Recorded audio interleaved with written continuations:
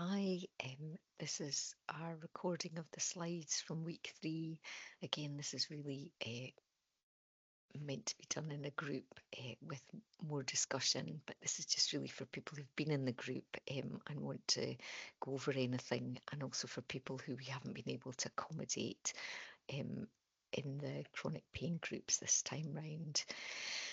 So we're going to start off talking about stress, which is a really, really common issue for a lot of us nowadays. So the objectives are to recognise and understand how emotions affect our pain, different types of stress, and techniques that can help manage stress.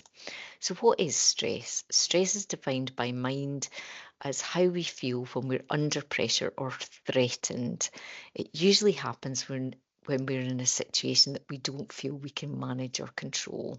Similarly, in chronic pain, the brain creates pain because it feels threatened or senses danger. So you can see why stress and chronic pain are so closely linked. Stress is the emotion and pain is the sensation. Um, We've already discussed that fear can increase pain and pain can increase fear, but fear can also manifest as stress, anxiety, depression, and anger. So, stress and health, symptoms caused by stress are not all in the mind.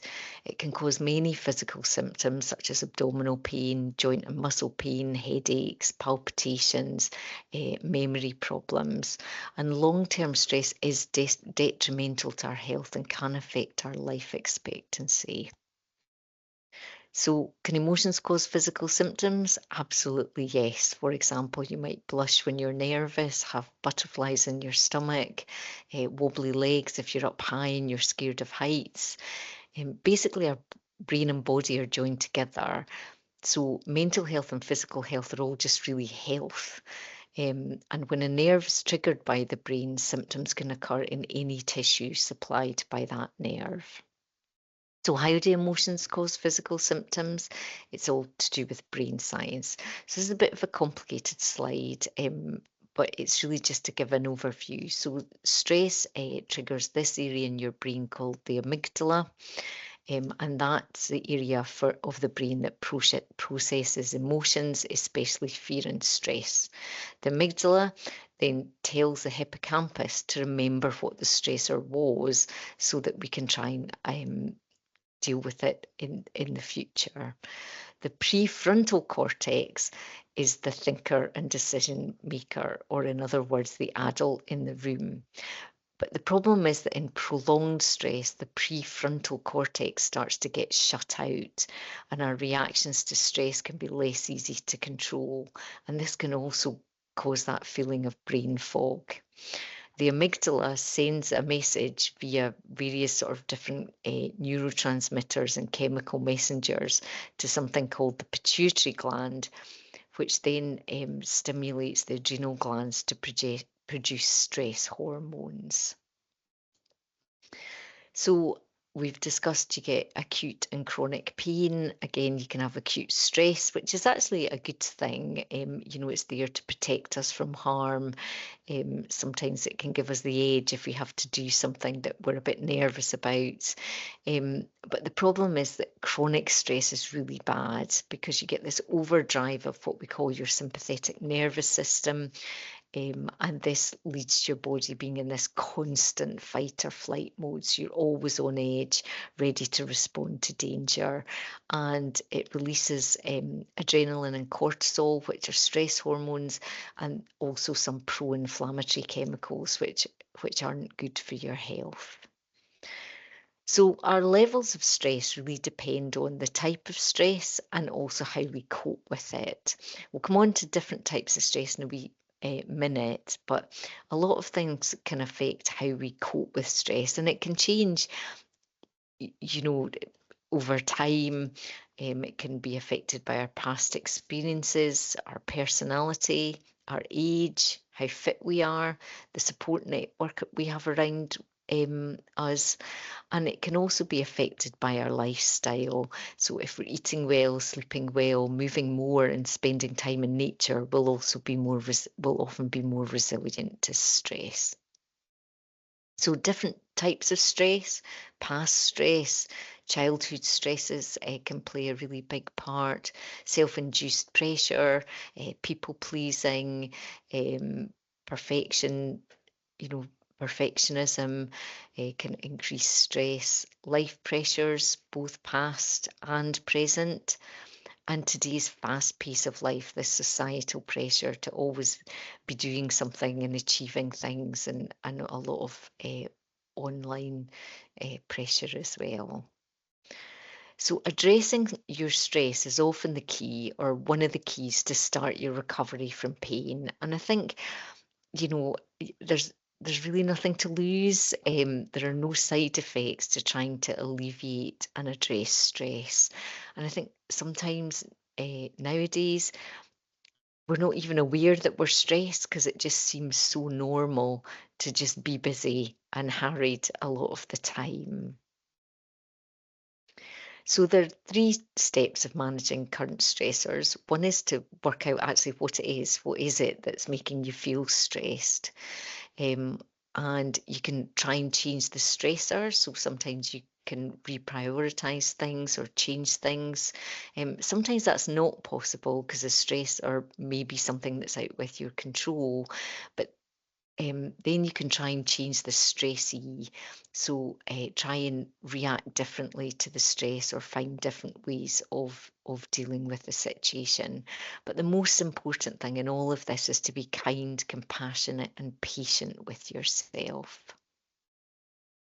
So moving on to some techniques to reduce and manage stress. Doing breathing exercises. We touched on that briefly last week, and we've got another video a bit later on of a different breathing practice. Mindful meditation, CBT, and journaling can all help manage stress. I really love this slide.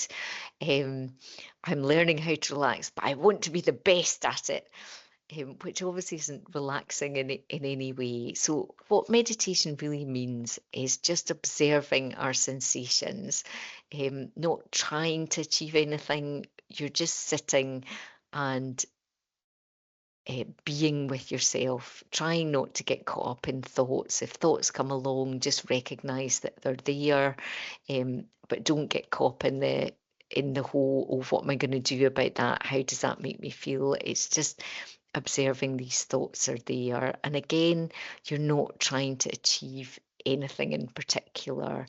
You're just trying to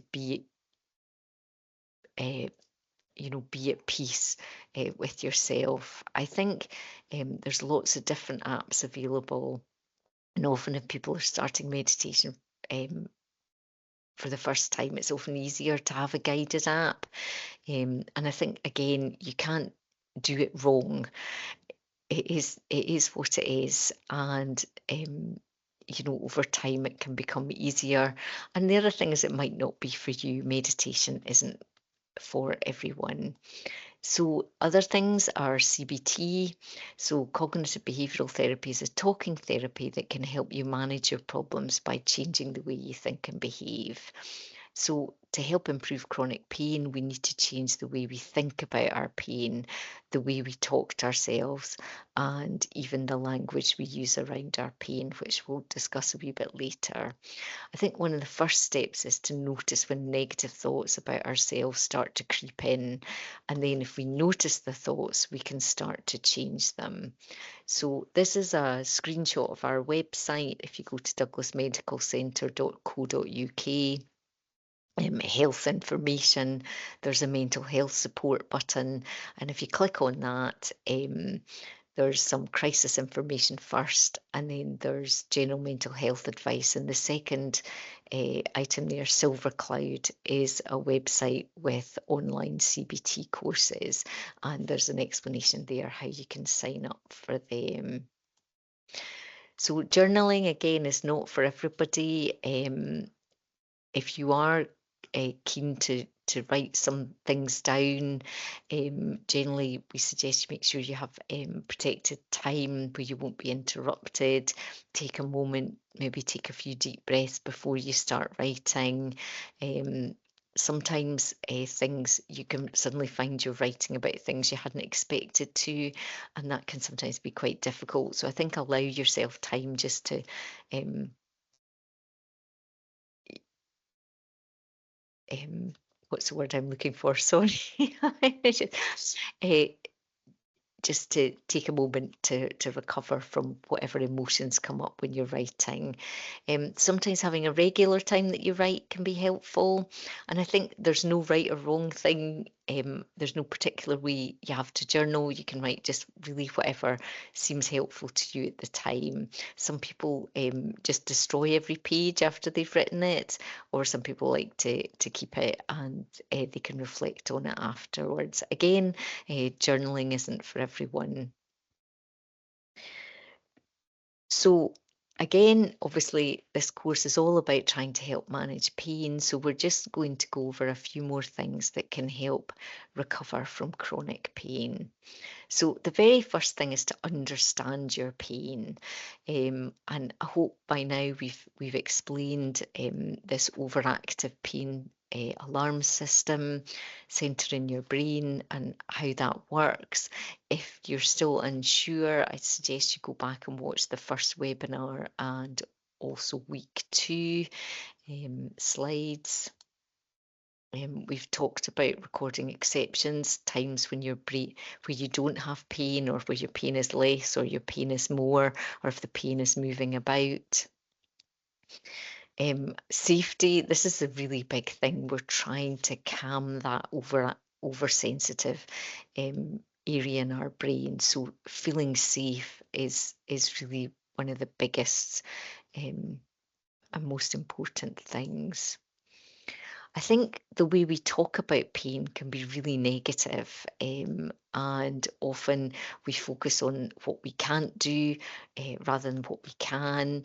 And sometimes just starting off the day by thinking, what actually can I do today? Um, or even starting off with thinking about something that you're grateful for. It just starts the day off in a slightly more positive way. Um, and try and be aware of negative thinking. So when you see feel a fear rising in your brain, um, you such as I can't cope with this, I'm useless, why me? Changing that thought to I know this will pass. I know I don't have tissue damage, and reminding yourself that you are brave. You've been coping with this pain for a really long time. All of these things can help.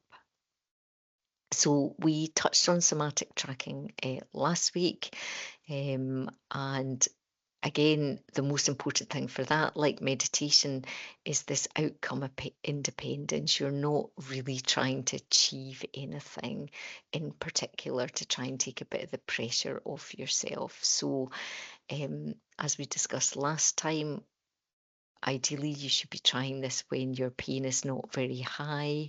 You're paying attention to the area which is painful, but without fear, just noticing, is it sharp?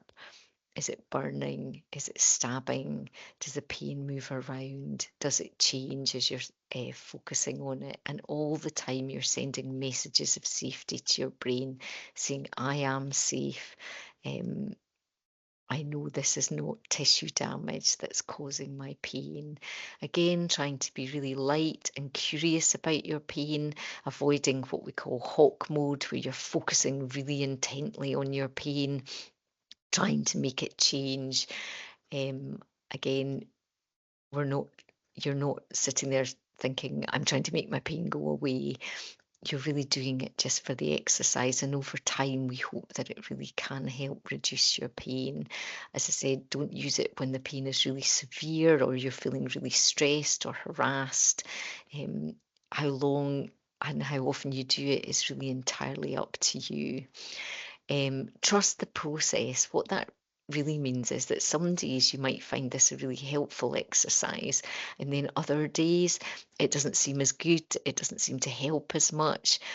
And it's really just not to give up at that point, or if you find if you feel like it's not working for you, just keep trying again and trust the process that over time things will improve.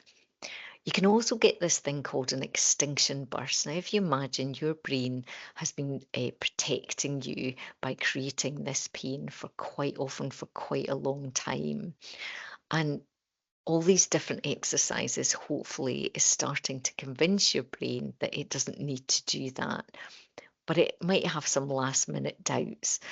And often at that point, it can actually, your pain may have been slowly improving, and then suddenly it just seems to get much worse, or it might move to a different area of your body, or you might develop some new symptoms.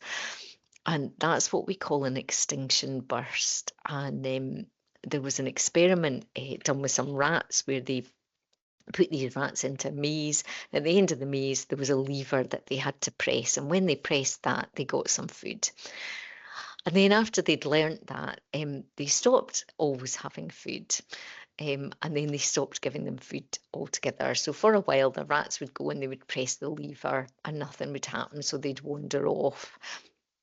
And then just before they finally gave up, the rats would just press this lever like mad, but like we do, when we're trying at the pedestrian crossing and we're trying to get across the road and we frantically press the button in the hope we'll get across faster. And it was like the rats were just really double checking that no food was going to come, and it might just be your brain really double checking that actually there is no tissue damage and that you are safe. I think something else that can help reduce your pain is being really aware of high alertness. Um, so, I think often we have our phones beside us and alerts are going off, our emails are pinging, people might be messaging us on all kinds of different social media channels, and it just leads to this feeling of high alertness. So having some time away from your phone, or just some time during the day where you decompress, you maybe don't have the TV on, or at work you might go outside for 10 minutes or eat your lunch outside, or just step away from your desk. All of these things can be helpful. If you're in a really busy household where there's lots of tension, even just going and sitting in the toilet for 10 minutes, just having that 10 minutes to yourself. So there's a technique called cognitive soothing, where you actually soothe your own fears. Imagine like you're trying to calm a scared child. Some people find stroking their arm can be quite helpful with this, and it's just about reassuring yourself that you're safe, and often recognizing that things are difficult as well, and being kind to yourself the way you would to a child or a friend or a family member in a difficult situation. So slow, deep breaths in and out can help. Having a slightly longer breath out can stimulate the parasympathetic nervous system. So if your sympathetic nervous system is your fight or flight, your parasympathetic does the opposite. It's the rest and digest nervous system, and having that slightly longer exhale can really activate that. So we're just going to play the next video from Yoga for Health with different breathing techniques. Having learned ocean breath on the exhale, we're now going to add in ocean breath on the inhale as well. So sit comfortably with the spine upright. Connect to the ground through the feet, through the hips. Rest the palms on the thighs. Relax the shoulders.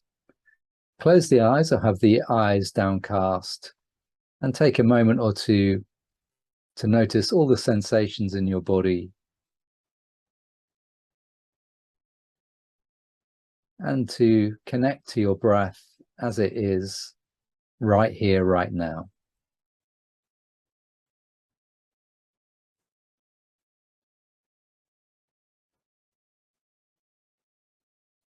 and then blink open the eyes.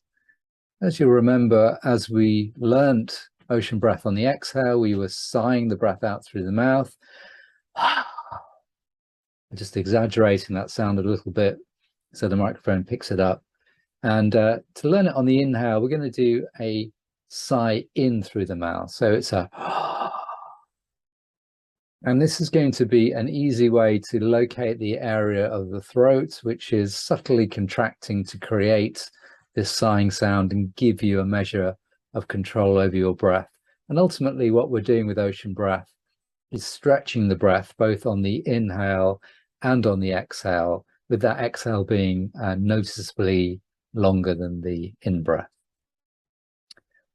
So closing the eyes once more and opening the mouth, and on the next inhale, making a sighing sound. Exhale, close the mouth and do an ocean breath, exhaling through the nose as you have already learned. And notice the difference in the sound, the much more open sound that comes from the mouth and the much more subtle internal sound that comes from the nose.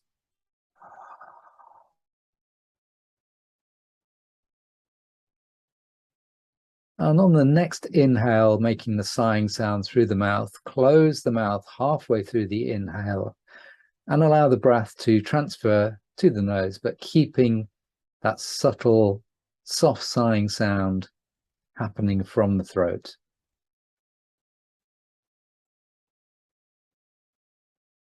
And this should now give you the sensation of creating a sighing sound in the throat, both on inhale and on exhale. So let's work with that a little bit more, keeping the eyes closed or the eyes downcast. Breathing in ocean breath through the nose. Breathing out through the nose, long ocean breath. So really focus your attention on your breath as you do this practice and notice the length of the inhale and the exhale. Both should be longer than your normal breath, and the exhale should be noticeably longer than the inhale. And if that's not happening, it's probably just a little bit of technique and practice that is needed. And you can talk to your Yoga for Health ambassador or breath ambassador, or indeed watch our resource videos to get that technique. So breathing in and out through the nose, inhale, ocean breath. Exhale, long ocean breath. And we'll do 5 more breaths to finish this short practice.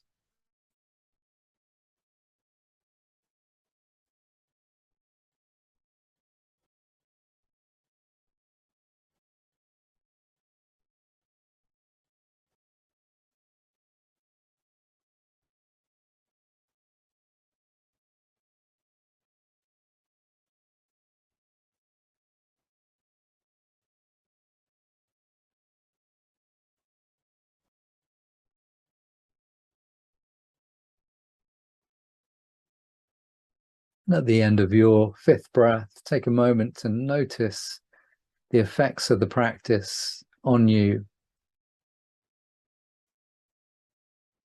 Blink open the eyes. Adding ocean breath to the inhale as well as the exhale just gives us overall more control of the breath, more length to the breath, and it has a more powerful effect in terms of really relaxing the body and calming the mind. Okay, so another thing that can help reduce pain is something called visualization. And again, this isn't for everybody, not everybody can do this, but it's really just about imagining yourself in a favourite place or doing something that you really enjoy, or just being in a safe space for you. On Lee's website, which is on our practice website, just under the first webinar, there's a little flare up panic button, and in that section he actually does a guided visualization. You can also, this is our website, again in the mental health support, the same place as Silver Cloud. There's something called Sorted Mental Health. It used to be called the Feeling Good app. And it also has some guided visualization, helping you develop an inner mental room. So the username and password are there for that. So self-care tasks, breathing, somatic tracking, and you might want to give either journaling or visualization a go. And remember, first and foremost, the most important thing is reassuring yourself throughout this whole process that you're safe.